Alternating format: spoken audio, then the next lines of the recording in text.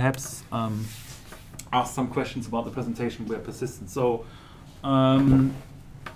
right, your question was about dealing with the abstraction levels, right? So, a tabletop game versus puzzle, how is that same or different and so on?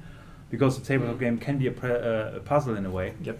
It's can be a puzzle, be a tabletop, yeah, whatever, of course, right? So it's yeah, I admit that the example, the risk game and the football referee game were kind of similar. Okay. And that there could be some bleed through there with whether or not the risk game is actually a puzzle game or a tabletop game and vice versa. Right. If we're using those definitions. Yeah. I just felt that the risk game was more of a puzzle game because there was a lot of puzzles and they were giving information to the players in like an abstract kind of way. Yeah. They were giving them uncertain information and they had to puzzle it together to actually come to a conclusion, while the football referee game had actual questions that served to teach the players the rules of the game. Right. So there was some uncertainty in the risk game that the football game didn't have. Right. Yeah. That's so good. So what's specific, open question to everyone, what's specific about puzzles?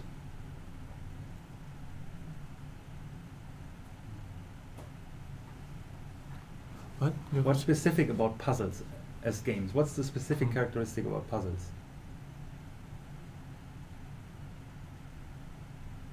You have information that's in some way probably scrambled or limited, and you have to piece together. Yeah, but information. Yeah. That's correct. That's correct. But what's the fundamental characteristic as opposed to other forms of games, for example, social games? The aim is different. It's problem solving, not. Yeah. As you said, not focus on learning. Yeah. It's just solving the problem. You cannot success with the game until you solve the problem. The learning can still be implied. You can learn something along the way, right? So if you solve a mathematical problem, a puzzle, it could still be learning, right? So that is not. Usually, the idea of puzzles, the unique thing is that there's a unique, correct solution, right? So there's usually no alternative pathways. Of course, if you chain puzzles, you can of course guide the player and have different puzzles. But if you have an instance of a puzzle, the idea is that you have one specific perfect outcome. That means you know how a game is to be solved, problem solved, right? So that's specific to other, contrast to other social games, for example, where it's more about the interaction, the gameplay itself, but there's no necessarily specifically right answer, especially if it gets complex and individuals can make individual choices. For example, like rock, paper, scissors, right? There is no right answer. It's a probabilistic game. It's completely balanced, right? So ideally. Meaning that's quite different from for example, puzzle games. So depending on what you could claim though is depending on the learning, the neat part, puzzle can be very well aligned with learning because you can steer the player into the exactly right direction, right? Because there's always one right solution, right? Of course, there's a preconception. You as a designer drive the player in this direction, but you at least ensure if the player solves that game, he at least got the right answer. Whether he learned something, different story. But at least it's impossible to arrive at the wrong conclusion, right? Whether a game is aligned with reality is a different problem, right? So, like what's the learning outcome of a puzzle then, other than like learning logical thinking? Well, it could learning in a sense. What I mean when alignment, I mean if you take it, for example, you talk about puzzle can be very abstract, right? If you have a very abstract representation, it doesn't really map into the domain of interest, like healthcare or whatever, and it's super abstract. Or last week we talked about science education where we had those monsters grabbing each other, right? For some people, this analogy would really work, right? For others, they don't see it, but they like the game. And they solve the game successfully in a way, right? So if you model this as a puzzle kind of thing, where you have one right answer. And so meaning you could have learning, but either you learn the game, that was a claim you made in many of your examples, which I really like, or you actually learn about the domain, right? So that's what I mean with learning. Meaning, if the objective is to learn, then it usually is situated in a domain, not necessarily for gameplay only, right? You don't want to get better at the game. You want to get better at understanding circuits, right, or energy and all that kind of stuff. What I really liked about your discussions, most of them, or reviews of paper, that you're critical about what did they actually take away from it, right? So oftentimes you had, okay, they had sensible games, and they have something in business direction, HR, but pretty much in all games, and you had said, I don't know. They usually learn the game. They couldn't be bothered with actually taking anything away. They had in the HR game. They had more focus on learning the game than learning what the game is supposed to teach them. Yeah. Yeah. So, any conclusion as to why was there any conclusion as to why this is the situation for it? I think the conclusion that in the paper was that they didn't have much experience with such serious games, right, and how they worked, and that they were supposed to actually play the game to its fullest rather than use it as a social aspect, because it was played in a multiplayer setting. So they could be distracted by other people if they asked, I don't understand the rules. They specified that they were more interested in asking the scientist for the answer rather than reading the book. Okay, yeah. Right. Well, what happens in social games, what can happen as well is quite funny, that new rules emerge. Right, you actually don't play by the game mechanics or by the rules, by a framework laid out in the game, but they actually start to collude. Right, you say, screw that game, let's do something. Let's do it somehow different. Right. So, for example, people giving themselves unlimited credit in Monopoly. Right, so suddenly the whole game dynamic changes massively because you have massive investments. You have this high emergence of inequality and things like this. We're totally beyond the gameplay. Right, and this happens if you have kind of a relationship aspects where multiple individuals interact. So multiplayers are very hard to design if you want to prevent collusion, because naturally, I mean, we do it every day, right? So there's Norway is a country with well-established firm laws and a rule of law. Nevertheless, there's always social rules that emerge by interaction, right? Certain rules that we have in this room, that we have an open interaction, kind of friendly, we're not too harsh, and things like this, right? Can be very different in a different kind of group setting, right? So that's something to watch out as well. So how do you deal with this? Do you allow this? Is there someone who is the supervisor or the commander that keeps control of this, right? So is there no one, right? In Monopoly, it's the bank usually, right? There's an individual that controls the influx and outflux of money. So you just need to get that person on your side. You're kind of sweet, right?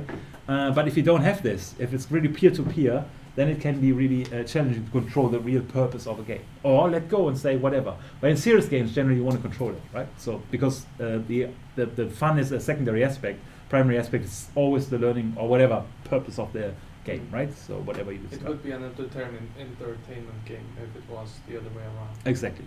Very non-serious game. So that's right. Were there any other questions of you guys with respect to the talk, perhaps?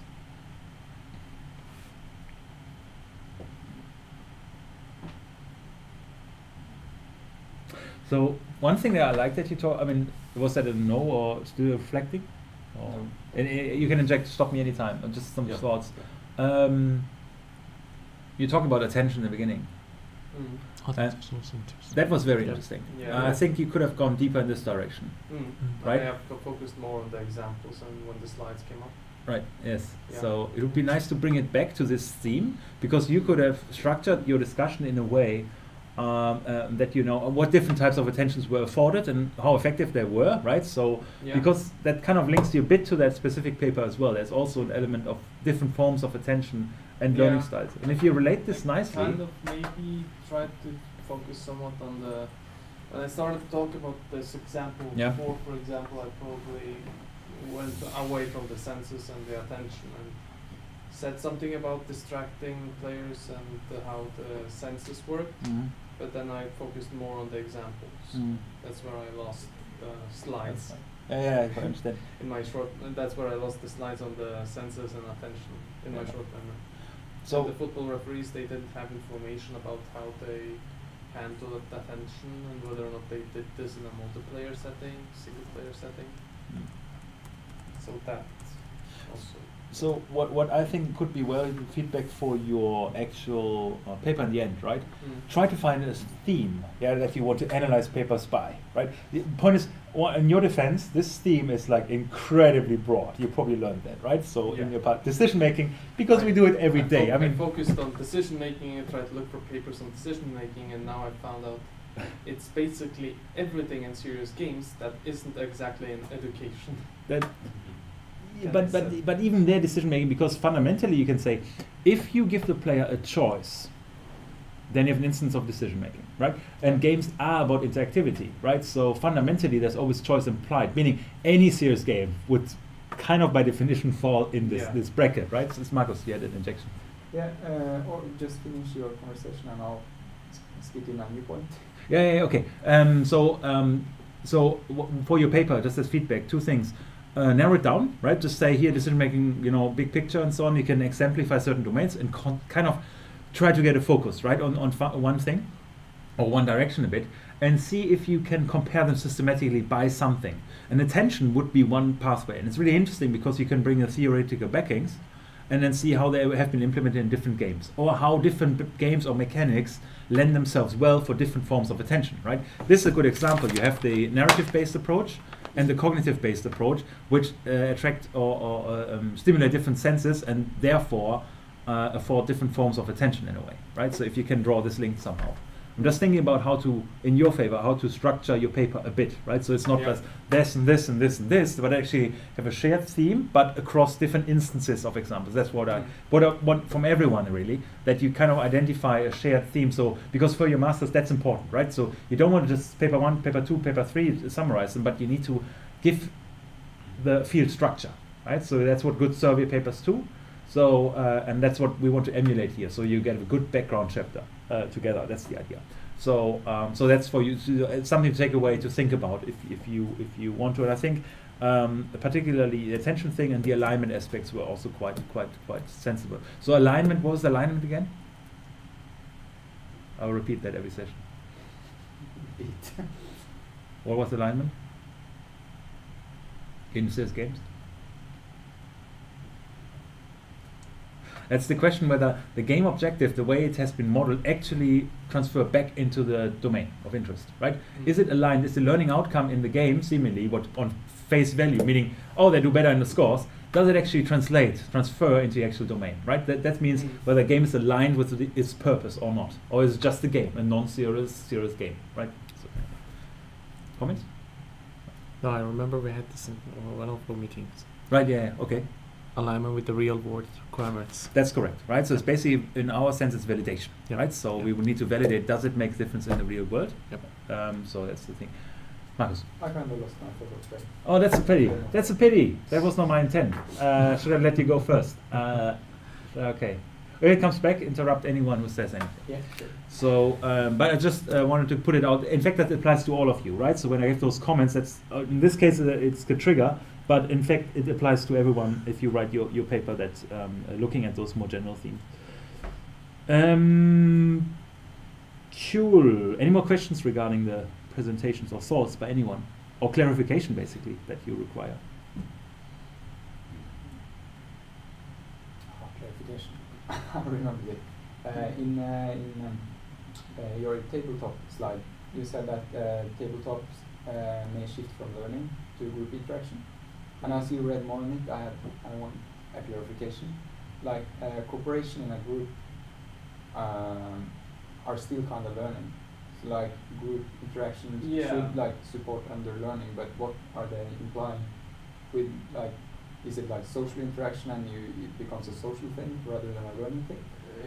If the serious game isn't angled at group interaction, making people interact, it may very quickly spiral into the direction that you do not want, with players interacting to, for example, solve the game better but not learn from it. So it can be a positive if you account for it and try to implement it in the game, but if you do not account for it, it may damage the experiment. I think group interaction would better say team building. Yeah. Based on your comment. From learning to team building.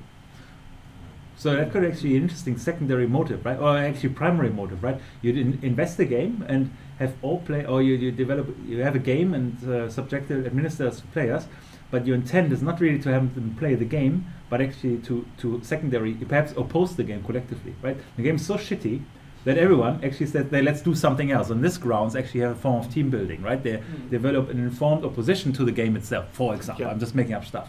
So that's an interesting direction you could take it as well, right? So you actually abuse the game mechanics to antagonize the players to have the intended secondary effect of group interaction. Yeah. That would be an interesting game. If anyone wants to design that, that would be cool. But also, like, depending on the existing group dynamic, it may be subject to like team roles, unwanted team roles, where, for example, somebody takes too much in charge or leads the rest of the group, or like, yeah, it may spark unwanted interactions. Yeah. Group dynamics. It may be a positive if you account for it, but it can very quickly be a negative. Just checking. Sorry? In front of the. Am I in front of the? No. I'm just checking Discord if any injection from the outside comes in, because we're streaming this, and kind of cool. So right, should we shift to the specific paper? Yeah, I think. In unison, everyone agrees. Okay, it's your turn. You lead the discussion. So what's the paper about? Brief intro, and then method and structure. We ask the question about it, and then your last but not least, of course, your viewpoint on it as well. Please. Yeah, I don't have the paper physically in front of me. But you read it, right? Yeah, good. I did read it. That's sensible. I read it. Yeah, you can bring it up. It doesn't hurt, so you can Yeah. just walk us through a bit, just to give us an impression. What is it, big picture? What it's about in the first place, what they want to achieve, and so on. You alluded to it a bit already, but give us a bit richer perspective. So the authors of this paper, the professors probably, aim to create a serious scheme that could improve physician heuristics in the trauma triage. For example, in the hospitals, a lot of patients will not be triaged properly in time for them to receive care. So many thousands of people actually die because they don't receive proper care in time, because the physicians aren't capable of understanding that they need the care. So the aim was to lower the percentage of under-triaging people to proper hospitals. And so they created two serious games, two different serious games, one an adventure game and one puzzle game, where the puzzle game would be aimed at primarily making the player think about their actions, and then possibly giving them the result. This resulted in this, for example. And a narrative-based adventure game where the player would actually become a physician and receive some form of feedback that's more personalized for that player, so they may get invested more in the setting. And then they had also two control groups. Yeah, so they also had two control groups. One that was supposed to read for the same amount of time the players were supposed to play in textbook learning format, and one passive control group that didn't receive any learning at all. Yeah, the paper then specifies that they had, so we can see, for example, in this table here, that they had 439 physicians in the beginning, and 114 already were not good for them, and they ended up with having around 65 people in each of the 4 groups, which is good enough of a test group and given 4 different test groups. And what's important to also point out, that they kind of point out themselves in the document, is that to incentivize people to respond, they gave them iPads if they were supposed to play a game. And for the ones who used the textbook or for the passive control group, they gave them $100 gift cards. And they depended on them answering the questions in time. So they were basically, they ended up with 80 in each group, but they had some of them fall off in time because they didn't answer the question, but they still received the incentive. What do you think about the control groups or the group distribution in general? What's your impression? My impression is that they tried to get an even distribution, but the group with the text-based education kind of received a little bit more people. Yeah. And the passive control kind of possibly fell off harder in few cases because... Any reason why, perhaps? Any intuitions? Well, it says 5 people fell due to technical difficulties. It may be because they didn't have any sort of interaction before the test, before the final test that they wanted everyone to do. So that may be the reason why they had technical difficulties. And they lost a lot on participation and follow-up. Exactly. Likely because they have released a lot of interaction. Exactly. Yeah, they depended on like self-reporting, so they reported themselves, and that's probably why they had lost people to follow up. Meaning that it might imply that the participants weren't as good in their care as they could have been. Like they were left alone for a month and self-reporting on them, and they got a telephone call in the third week. Okay. So, I mean, imagine yourself as a participant in that group, right? What would make you feel different compared to the other groups? You're just a control group. You don't. Yeah, they wouldn't know though. You don't do anything. In passive control, I would forget about the experiment. Exactly.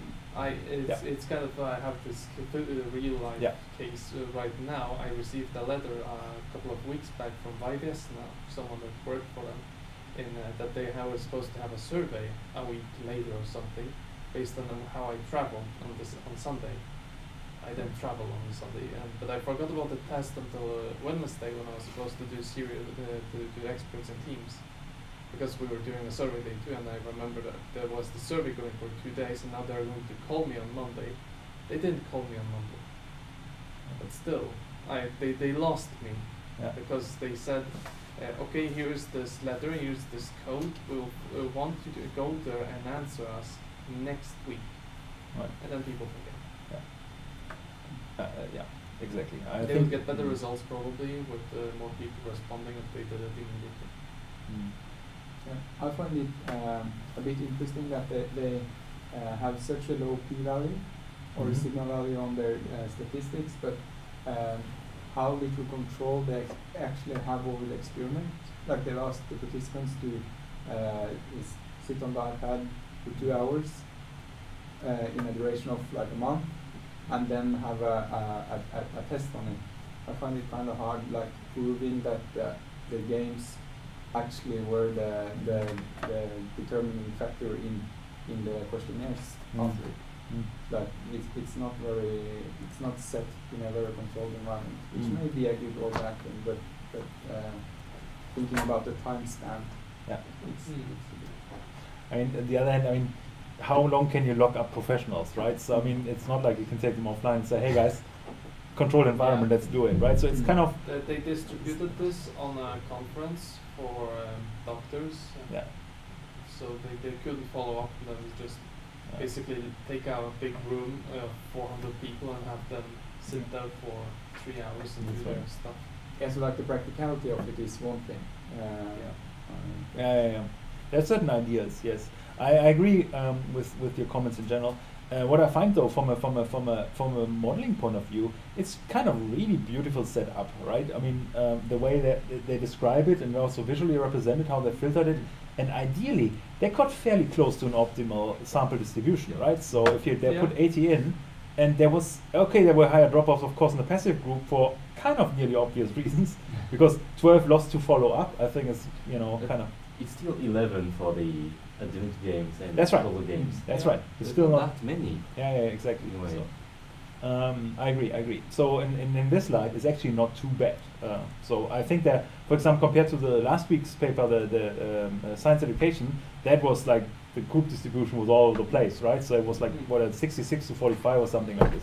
And here it's nearly balanced, right? And certainly out of their control, because the initial groups were entirely balanced, right? So that's it gives the experiments a lot of credibility on those grounds, right? So they appear to have lost 5 people to technical difficulties, so the number would be a higher probably. Whatever that means, yes.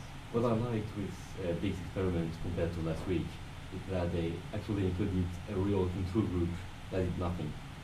Right. Because last week it was either you that's teach with the new way or you teach with another new way.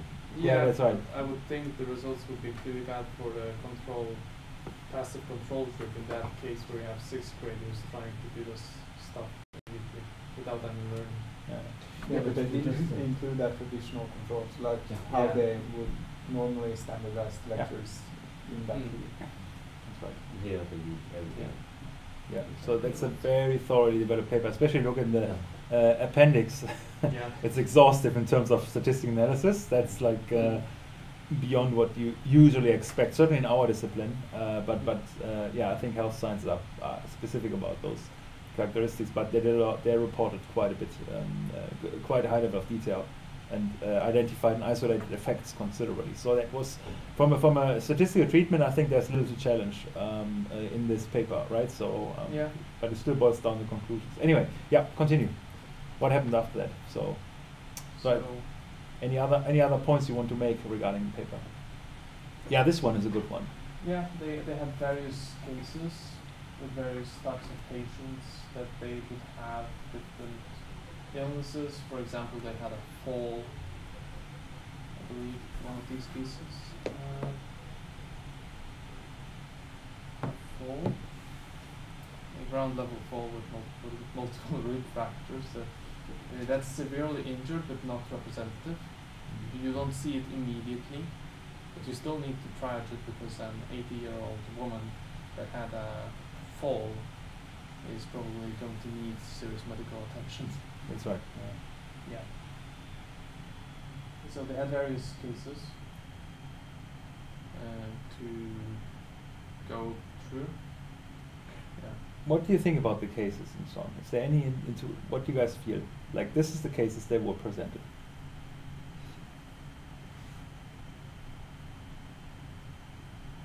I think they could have more minimally injured people to throw off the doctors, because there are only 2 cases where there aren't really too much damage, and they should send them back.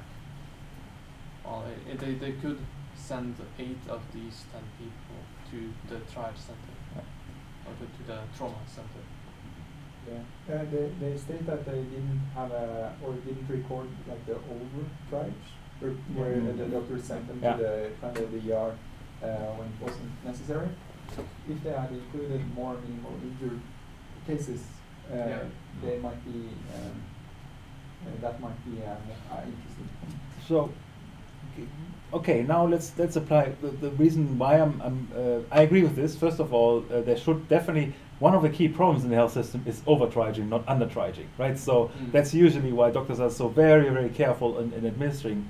So, and I think it's actually not, here it sounds like it's like a maximization problem, but it's actually an optimization problem, right? So how do you get the optimal kind of number of people to actually refer to further treatment? What I found when reading those cases is, you don't need to be a doctor to make those assessments.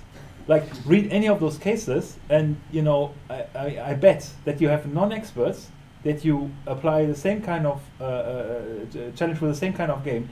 They will probably, within a small margin, be close to the experts.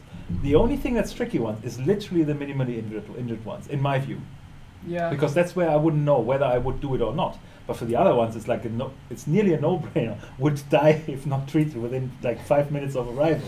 It's like, what the heck? I mean, come on. I think when we look at the case from the table 1, we are kind of certain that the information that they provided to the doctors in the games was probably much more limited than that. That's right. That's right. They weren't told that they would die within 5 minutes if that's you right. didn't send them. So we minute some information, but I think it would be really helpful to have a bit more of the fuzziness in there, right? So to have more noise in the game, and that's usually where good versus bad heuristics play out, right? So because as a doctor, I would expect to kind of figure the extremal cases out. Come on, guys. I mean, even by reading it. So that's what I was a bit.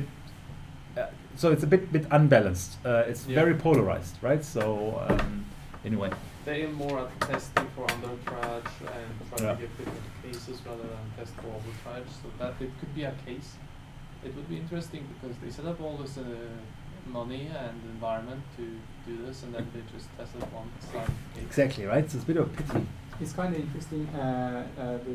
It's a TV program running on TV2, I think, where you have a competition between a medical group and like normal people. So I think there are 4 doctors in a group and 4 regular people, and they kind of compete in trying to set in diagnosis, where the normal people only have like an iPad to do research, and the doctors are kind of doctors. But they set like the correct diagnosis on like rare diseases and like serious like hard cases compared to these cases, which seem pretty trivial, as you say. So like you should expect professional medical staff to figure these cases out. It may be that with an iPad, all they did was go to WebMD, and they found that, hey, you have something wrong in the knee, you have cancer. And then they classified it correctly in that case. Maybe. But that's kind of a stereotype of the... Yeah, yeah, that's right. Yeah. Right. So, so perhaps thinking about scientifically, right? So in general, if you make a diagnosis, right, what logical process is that actually, scientifically speaking?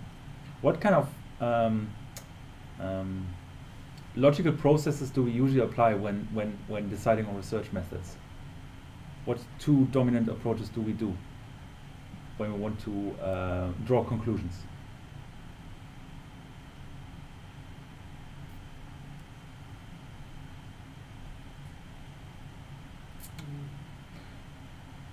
So, yeah? It depends on the problem, doesn't it? Yeah. But what are the general two approaches that you can take in supporting a claim?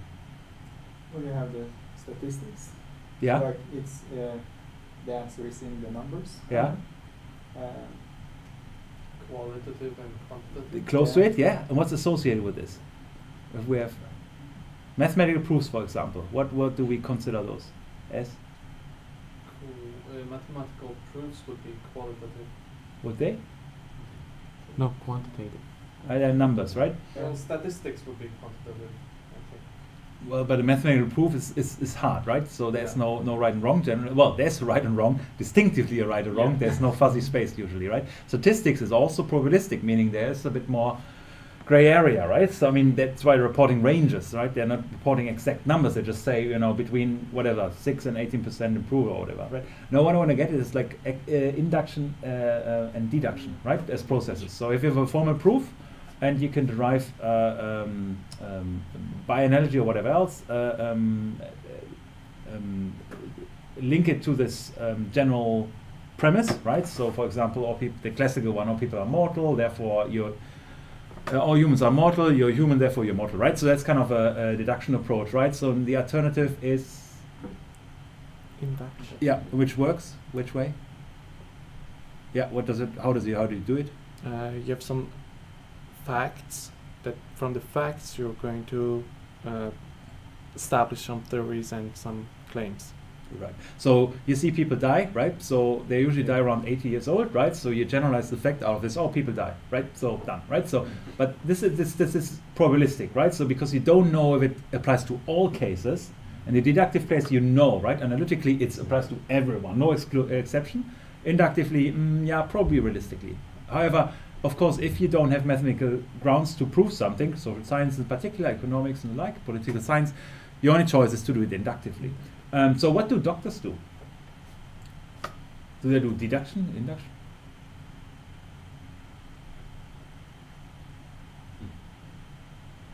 Do they observe large samples? No, eh? No, but they kind of like base it on former characteristics. So we have like a set of this patient has symptoms fitting these characteristics, Yeah. and then you deduct a diagnosis out of those. Yeah. Yes. You have something. You are hurt in the leg or Yeah. arm. Therefore, it can be this and this and this. Maybe. Yeah. Sort of thing. So they go forward in that direction. They deduce that there's something wrong with that. Yeah. So it's a tough one. So there's this term introduced as a third pathway of logical inference called abduction, and that's basically the probabilistic application of an individual case to an established premise. Whether that's inductively or deductively doesn't matter. So by knowing that if you have pain in your knee, there's a probability of 0.9 that you probably have cancer and so on, but I don't know, whatever, right? So that was WebMD stuff. So that's 0.1 probability of having cancer. So they need to do the opposite. They don't have a luxury of inducing induction and actually checking, you know, can we find 90 people that have exactly the same kind of symptoms, and therefore infer that they probably have the same kind of problems, but actually need to work on prior knowledge and draw the best possible conclusion, right? So they basically apply Occam's razor on established knowledge by saying, what's the most sensible explanation of what we observe there as doctors, right? If those and those two symptoms co-occur or happen concurrently, most likely leads me to this conclusion as out of 10 possible ones, right? So that's usually any diagnostic task is usually considered abduction, because the application of prior knowledge in a kind of heuristic form. But that's why the term heuristic is usually linked to that concept and idea. So it's worthwhile to bear that in mind. So that's generalizing from a general established in an individual case, not having the luxury of observing large samples or having mathematical proofs. Anyway, that's going sidelining totally. I just want to look into the different scientific pathways or logical inferences you can draw and the way that doctors apply, because they are exactly trained on this, right? So they basically need to do very quick intuitive classification of cases, right? And especially in the case of these physicians where they have to make a decision very quickly. Exactly, right? 5 minutes. And when the doctors are presented these cases, the sets are incomplete. Like, I would guess they don't have every symptom or every characteristics or can see everything clearly right away. Well, they would probably in the game perceive it as they would get it in the real life. So here is this person. You can see that they are old. Maybe in step 2 or step 3 they get told that person actually is exactly this old. Yeah, right. Make a decision based on that. Right. You have more accurate information or simulated accurate information, right? Yeah, either that or I would assume that also like a patient description, so like kind of a use case way of writing stuff would be a way to present it as they usually are. True. So like you have, like you came in and you present your age and you say where it hurts and you say what you're eating and like that. True. Patient history, right? That's the interesting one. Yeah. Yeah. Cool. Going forward, they discuss that the results that they got were better, regardless, for both game interventions. But one game is better at one thing, one game is better than the other, and this. Do they make claims about the are they kind of specific as to which game they think is better?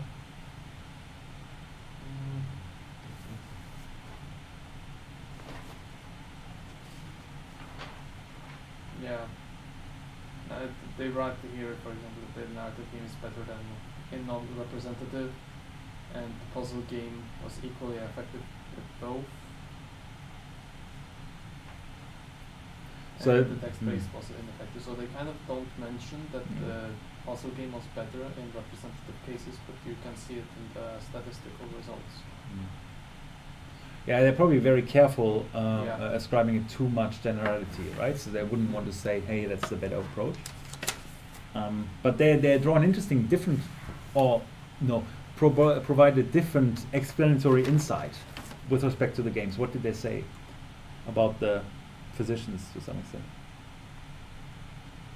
The physicians, they kind of tried to limit the experience from the physicians, because there were some physicians that worked at the series that they had higher level of education than others. So they tried to limit them away, but I think that didn't affect the results too much. What could they have measured to figure out the significant impact of their respective games? They did to some extent, but not really.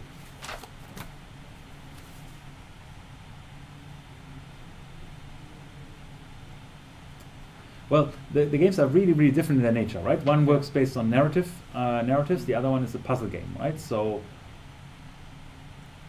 are you guys equally keen in narrative games, so storytelling, as you are in puzzle games?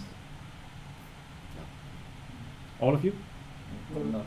in the paper they state that due to a previous either pilot project or former project, they got feedback from physicians that they didn't necessarily like the narrative approach because they wanted a more, what's it called,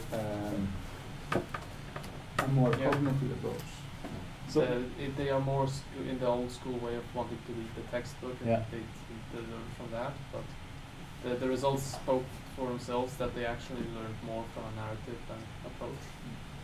Yes, but what could they have done from a demographic viewpoint, from collecting information? What could they have tried to assess as part of the evaluation to get more tractable insights? Because that's tentative, because it's more qualitative, right? The people said, yeah, you know, that's the comment section at the end of the questionnaire. They probably wrote, yeah, I would have preferred a more cognitive approach. But to make that more tractable, what could they have collected or thought about more in their design?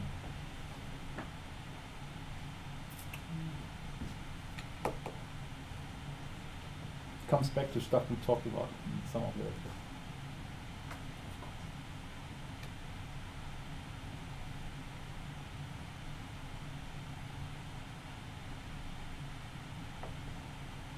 Perhaps try to assess learner styles. Yeah. Right, they could have done a test on the individuals and actually figure out, okay, how do you learn best, right? Remember the Kolb model, the VARC model, and all those things? And they could have figured out what media works best for which individual, right? And see if there can see a correlation between cognitive learners and one type of game. And, you know, so they could have done a subcategorization and actually figure out, did even though randomly applied, if it made a significant difference for different types of learners with respect to the narrative. You got a hint that it probably is, meaning that would be nice for follow-up. Had they, however, collected that information in advance, then they could already draw the conclusion, right? So that's a nice example where you have, ex post insight, right? So hindsight is 20/20, but there was a missed opportunity, I think. Yeah, it's in surveys and these sorts of things that there's always this hindsight aspect. In experts in teams, I try to fill as many questions as possible into my survey, but there's a risk as well. What's the risk there? People fall off during the survey. Yeah, very high, extremely high. So usually people are much more prone to falling off. I did this mistake myself once, and I lost around 1/3 of the entire people while answering my stupid questions. It was too long. So sometimes a trade-off there, right? You want to run it with pilots, with some people if you do that. Right, test it out. Okay, do you find this too long? Specifically meta questions, not really topical questions, just to figure out did you get your bearing right? Anyway, but that's yeah. But had they? I mean, here's the point, right? Hindsight 20/20. But if you, right, coming out of this course, right, design a serious game, I would expect you to think about those things, right? They use the term serious games, right? If they had known what they're doing, they probably should have thought about this as well, right? So that's what I would expect. Alignment, learner styles, motivation theories, all that kind of theoretical underpinning. That's why we're in this course, by the way, right? But the point is, it's not only hindsight. I think if you really know what you're doing, you would have thought about it, I think, by necessity. Because serious games are about, absorbing something other than the game itself, right? So yeah, tracking how these people learn would be relevant. Maybe they made an assumption that doctors learn from textbooks 100% of the time. There is, I would intuitively suggest similar, because if they have this explicit statement they prefer cognitive tasks, then they're very clear. Oh, I like textbooks. Don't bother me with this game stuff. That's boring, right? So I share that, right? But I think even within that sample, you probably have a differentiation still, because if you look in the appendix, there's a considerable time some of them spend playing games, right? So up to 5 hours a week or something like this, if I recall it correctly. It's in one of the appendix tables. Quite interesting. So they actually have some gaming background, some of them. That's why I have to bring up tables. Yeah, where is that? Exposure to, there you go, and that was the other thing. Yeah, characteristics. That's right, they're down there. Used games in training, played games for fun, there you go. And hours playing up to 5 hours, that's considerable. I think. I think it's correct to say that this may be wrong, because the people that were selected for the adventure team appear to be more gaming people. Yeah, but that's the question you can ask, but it may just be you know, random, right? You can't control everything, right? So Yeah. because they didn't want to, they couldn't explore, they couldn't ask the questions probably beforehand, but actually only asked the questions when they assigned them, right? But that's a good question. That's a design question. That is not clear. Or has any one of you found any indication as to whether they administered the questionnaire before assigning to groups? No, right? I haven't, or I overread this. Because that would be a design difference then, right? In this case, then your claim would be good because you're right. Then they basically have a proportional allocation of players to adventure games already. So meaning there would be a bias in the formation of the group. However, if they only gave them the questionnaire after they were already assigned to a group, then it's part of the random process. So you can't blame them for that. It's just an outcome. And it's higher, but it's not super terribly high, right? I mean, if you look at it, there's you know, 4, for example, and I think in parentheses is the, what is that, standard deviation, right? I think so, yeah. So if you have a standard deviation of 4.9 on a value of 4, that's considerable. Like it's basically whatever. I mean, that's from 0 to 10. So roughly, I mean, yeah. So There is some on the adventure game. They maybe got harder on adventure games to begin with. They have played more. The numbers for types of games played they have is higher too. Right. Educational apps have very little. Interesting. Yeah, that's that would be something to be you know, scrutinized. Perhaps for your paper you can figure that out for your actual own paper as to if you figure out the order of application, then you could suggest bias or not. So that's an interesting one. The numbers that. But I was personally quite impressed how much doctors play actually. So that was kind of a. Yeah, you do. 5 hours doesn't sound like much to me. Oh, okay, that is half a work day for me. But anyway, all right. Anyway, so. Yeah, here is now basically the numbers with cases with representative and representative. Representative adventure games have 17% less under triage, and puzzles have 29% less. The p-values are somewhat low. Yeah. On the low angle. Good. On the flip side, also adventure games are better with non-representative, but puzzles are 10% lagging behind. The p number is close enough. I see. Okay. Yeah, that's fine. So they That's actually. what I mean, that it's kind of that both are good, better, 20% better, but they are better, extra 10% better in the case they are good at. It's the exposure to educational application first. Educational application is the active control group, with the ones that were using text-based learning, and the top is the passive control, the ones that didn't read at all. Is there a reason why the exposure to educational applications p-values are so high? It's probably because they are very close to the passive control, that they are within a couple of percent. Yeah. So the educational applications don't bring anything, right? So that's the idea. Yeah. What was the conclusions the authors drew on those numbers, specifically for the educational applications? What was the reason they gave for that? That there was no difference between the educational applications and the passive control group. Yeah, They were more explicit, right? they also said that the active control showed no performance improvement, suggested that user may have extracted as much information from the material already. Exactly. So they basically were in university teaching, getting taught from textbooks, so they already absorbed all the knowledge they could from textbooks. The difference would basically be between them statistics and what little they extra forgot right before taking the test. What conclusions can you then draw for the whole value of administering serious games? Different ways of teaching may leave behind different knowledge. Yeah. Leave behind different knowledge. What do they say about, in fact it's on the page, what do they say about the long-term benefits?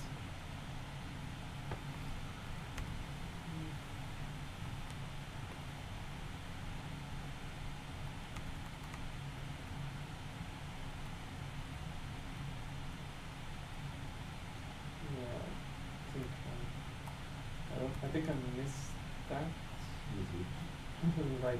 Well, they said for a previous game they had an improvement for over 6 months after that game, right? So that's cool enough. So this is alignment, right? So where you see, okay, cool, actually it kind of works and begins to transpire into the actual domain. What I'm not what conclusions they should have drawn, I think, for that paper as well. This is a snapshot, in a sense. If you apply this game in half a year again, will it have effect or not? What do you think? Less. It may have some effect because they were only teaching with it for 2 hours, so they maybe haven't saturated the knowledge in the players, and they could get a little extra effect from it. But But if you're committing yourself and making serious games and learning strategies for assessment of critical injuries for physicians, right? What would you need to do? Serious game.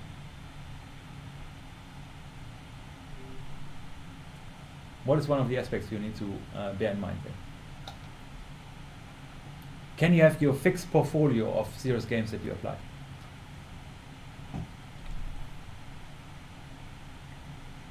Well, Just different people learn differently, so number one, yeah. You would have to adjust the rules for the players. Yeah, sure. For the puzzle game, technically, you could create some random cases.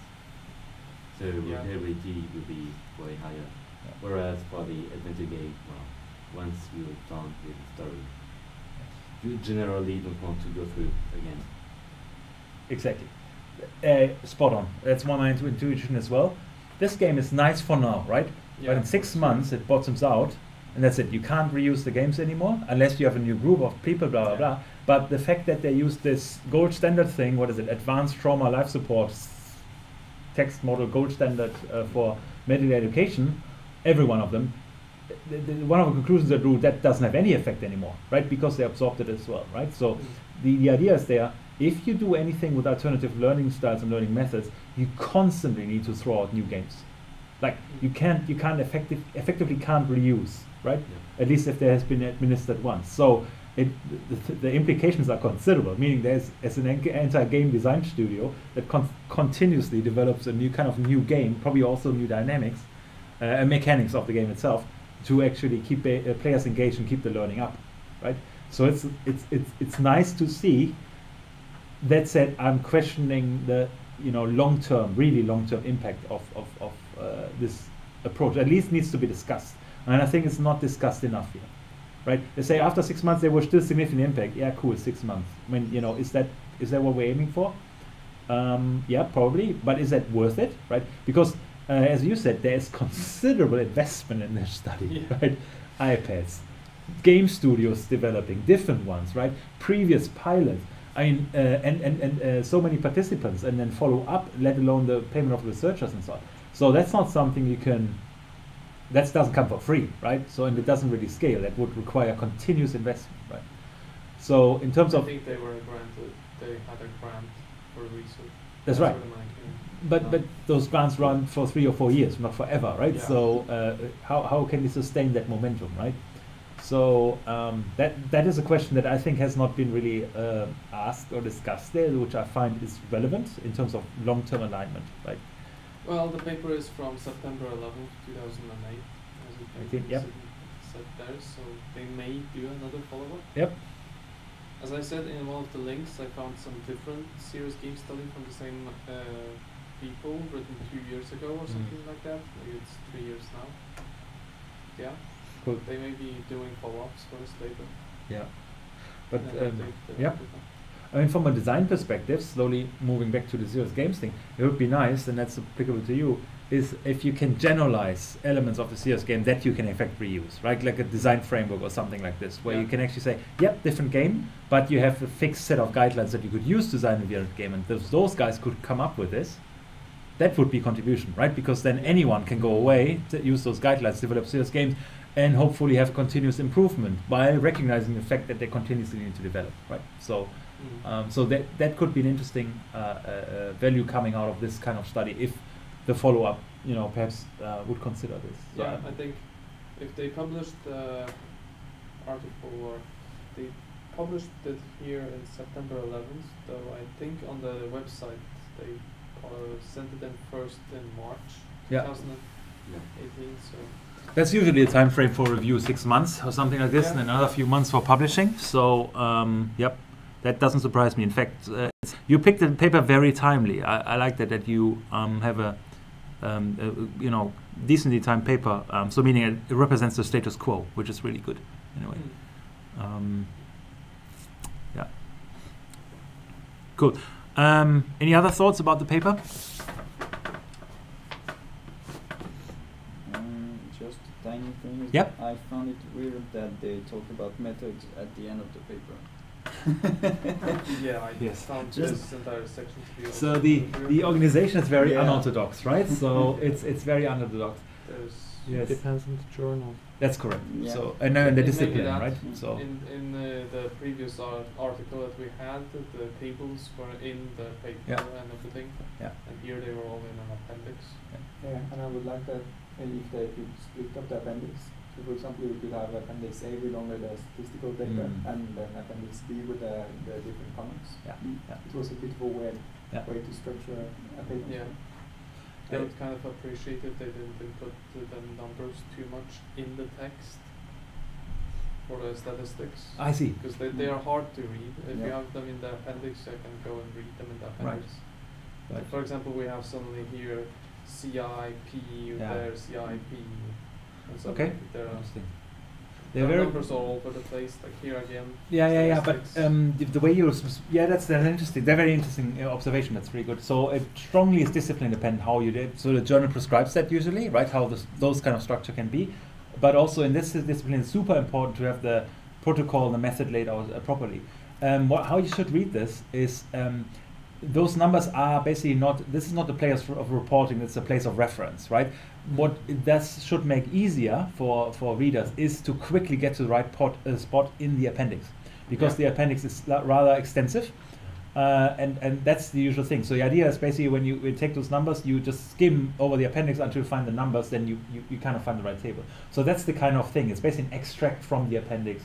Some people prefer that way of reading, and some don't. But I mean, usually people are, especially if they don't want to waste time reading the appendix, they can still get the essential information out of it, right? If they don't want to challenge the design, for example, they could still figure out, okay, what's the improvement? Give me some numbers, right? And they put it in the abstract already, in fact, right? So there may be, either way. I mean, there's in my opinion, a couple of cases of this is good, but they kind of overused it. Overused. There were a lot of statistics that were given as numbers here, so we can lose track of what is what. Yeah.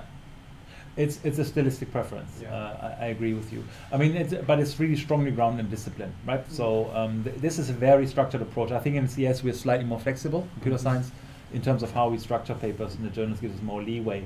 But I wouldn't be surprised if you review a paper and you have a really unorthodox structure. And I think it's worthwhile pointing out just to learn and appreciate to some extent, because sometimes you can learn about it as well, because otherwise you're just buying into your fixed thesis structure or paper structure that you know. As opposed to seeing, hey, it's different in different places, right? So that's quite neat. Cool. Other thoughts? So it's very good pointing that out. Thank you. Yes. I think it's interesting the thing you mentioned previously about how scientists are so wary of drawing conclusions, and you see this right away in the title. It's like serious games. Maybe, but they really back up their claim for why it's made. In the last kind of paragraph before the materials and methods, but people are really cautious about drawing conclusions. That's a good sign, right? Yeah. So it is a very healthy sign, and it also boils down to the venue you use. PNAS is a really, really, really high level journal, so it's really well established. So if you get something in there, that's pretty amazing, right? So, but it also means that the review is usually very harsh, and people are really wary about ensuring that the information that goes in is true, meaning your claims and the conclusions you draw actually match up, and the data allows you to justify the conclusions you draw. So people are oftentimes overly tentative rather than being confirmative in a way, right? So There's two things about it. Number one, of course, yes, you're right. They're very cautious and don't want to. Actually, it's also a bit of a risk prevention strategy, because if you make hard claims, well, if someone else finds out something else, you're kind of screwed, right? So that's number one. Number two is also it opens up space for further studies, right? So if you say, well, we figured out the following, right? It means we're done, right? So that's a solution, all done. Try to apply with it one for the next funding. It's not super easy, right? But if you say, hey, there's still some opportunity for exploration in this direction, or we want to do a second study to assess that, right? Then using this as a input for potential application may actually be advantageous in a way, right? So as opposed to saying we finished up the research on serious games in this particular domain context, right? So because they want to have a follow-up paper. Please. It's also aimed at other scientists and high-level readers. And it's not like a newspaper article that's meant to grab you by the headline. No, absolutely not. Right, so it's really about people that know what they're doing, and including you guys. Right, you should be able to read method. Right, so to understand that's a good method or not, and are there strong claims, are the claims justified, and is it backed up with numbers? Right, so that's exactly. So the crowd is kind of open-ended, especially in this area, serious games. Come on, that's the problem here. You guys are exposed to stuff you would never have dreamt of reading about in your past. Suddenly, right? Just because you picked this paper, so a bit ill-fated. But it's a good opportunity to learn about this. But nevertheless, show that once you have mastered reading those papers, that you are comfortable with pretty much any discipline. Okay. Rocket science we leave out, so there are certain elements that neuroscience you can't interpret MRIs, then you need to have a certain specific skill set, but in general you can by face value at least assess if a method is somewhat sensible or not, right? So within certain boundaries, of course. So it's also value you take out of it. Like but there was an article on Aftenposten, I think today, in the morning, that I found, or in the night. Basically on NRK or something, they said that scientists found some new cure for Alzheimer or something like that, but no, they actually got funding to maybe get something in a couple of years. Right. So this over-reporting in newspapers is super dangerous, right? So it's incredibly, either they don't have found anything yet, they just have the idea, or they found something under very specific conditions, right, that are not scalable, unaffordable, or not reproducible, right? So that's usually solved, solution for cancer is here, right? That's really where you guys need to watch it carefully in terms of generalization, and you should not be able to find this in any of those papers, right?